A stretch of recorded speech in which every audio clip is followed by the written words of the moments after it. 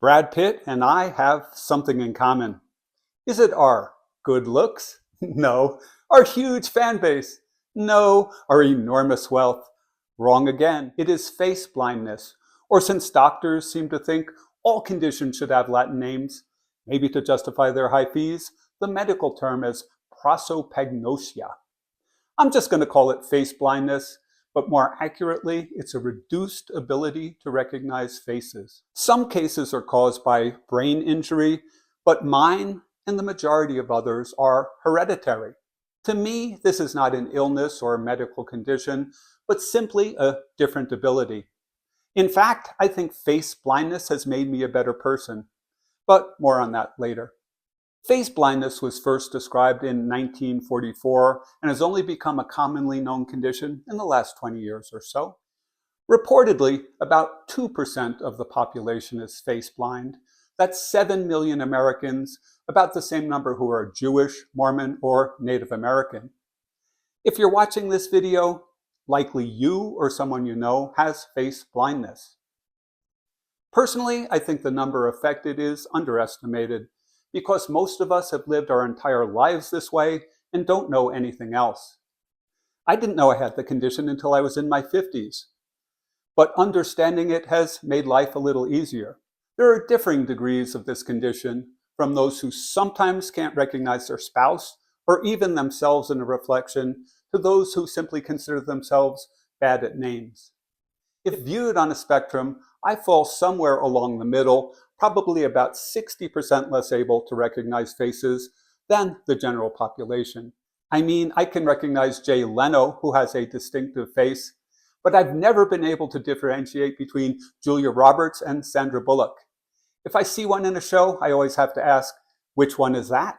In fact, watching movies or TV with a spouse or loved one often gives you a good clue that you may have face blindness. If your spouse says, "We saw that actor in a prior show," and you reply, "I've never seen that person before in my life," you likely have face blindness. Those of us with face blindness can recognize people, but we look at other factors than facial features, hair in particular. So if you have a hard time recognizing an acquaintance or actor who changes their hairstyle, you likely have a degree of face blindness. And to me, this should have been a clue. I remember in 9th grade, I started growing my hair out and I switched from a side to a center part. I smugly looked at myself in the mirror and said, "No one will even recognize me at school." But in fact, everyone recognized me. I don't think anyone even noticed I had changed my part, because they recognized my face, but I recognized their hair. That's why most face blindness tests eliminate hair from the faces. There are celebrity tests online, as well as tests using non-famous faces. I find the celebrity ones annoying, first because I don't recognize or follow celebrities, maybe because I'm face blind. And second, if there is a look-alike, the face work, whitened and straightened teeth, and professional photography make it relatively easy to choose the celebrity, even if you don't recognize them. You see, we face blind people have found ways to get by.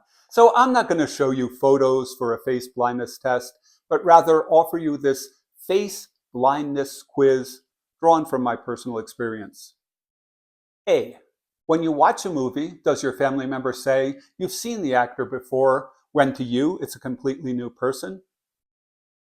B. Do you often get characters with similar characteristics? Young blonde girl, bland brown-haired boy, confused in a movie? C. If a character gets a haircut or is shown years later in a film, do you need to verify with your family member it's the same person? D. Do you ever walk by a person out of context without recognizing them, while your family member pokes you and says, "Hey, that's our neighbor"? E. Do people stop to talk to you who you don't recognize while you search for verbal clues of where you should know them from? F. Do you hate hoodies because they make people difficult to recognize or read? And G.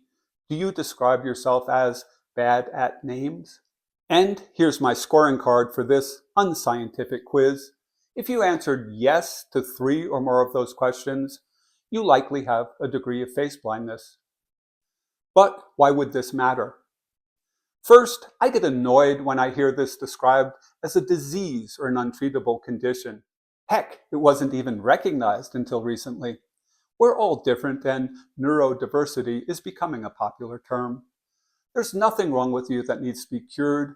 This is simply a condition that can be accommodated. So, how do you accommodate it? Here are my tips about how to deal with face blindness. First, have others provide context and clues. Tell your family member you simply don't recognize people and ask them to cue you when you meet a neighbor at the grocery store or on a walk. This simple strategy works wonders for creating more fluid social interactions. Second, when I was a junior in the workforce, I didn't assume people knew me. I would always introduce myself by name and station. Hi, Ms. Smith, I'm Bob from accounting. This is good form, but also a social courtesy that makes the world easier for face-blind people. Now next, as I moved up in the work world and became a senior, I would let my second in command know that I have trouble recognizing people. She would then cue me, "Here's Susie from the home office." I could then reply, "Of course I know Susie," despite the fact I've never seen her before in my life. "Susie, how are you enjoying our weather so far?" Fourth, when you're on your own, be friendly and search for verbal cues. Usually you'll hear something that cues you in. Like, "Have you seen Sam from Megacorp recently?" "Ah, it's that job from 2 decades ago." But that doesn't always work. Once I was sitting on a wall at Grand Canyon and a guy sat down next to me, put his arm around my shoulders and started talking to me like an old friend. I figured I had to have known him from somewhere, but it turns out I didn't. He was just an overly familiar person. But I guess being face blind stopped me from overreacting to that situation. Finally, be honest. If you have no clue who a person is, level with them. Say, "Sorry, I have face blindness and I have a hard time recognizing people. No offense meant, but I can't place you." In fact, that goes over pretty well for me. You'll be amazed by the number of people who respond that they have the same issue as well. Now, maybe they're just being polite, or maybe face blindness is way more common than reported. At the start of this video, I said face blindness makes me a better person, and it does. Since I don't recognize people well, I'm friendly and cordial with everyone I meet. If I meet you on the street, I'll smile and greet you warmly. Once I taught for a year at a small college and I had a number of students. I couldn't recognize them, so I simply greeted everyone I met in the halls. They probably thought I was the friendliest faculty member ever. Plus, sometimes in life people annoy me, but the next time I see them, I just don't recognize them. I think forgiveness is a Christian value, and when I meet that person again, I treat them warmly, like the event never occurred. Maybe they conclude I'm a good Christian, when actually I'm simply face blind. And a final comment, in speaking of neurodiversity, about 40% of people with autism have face blindness.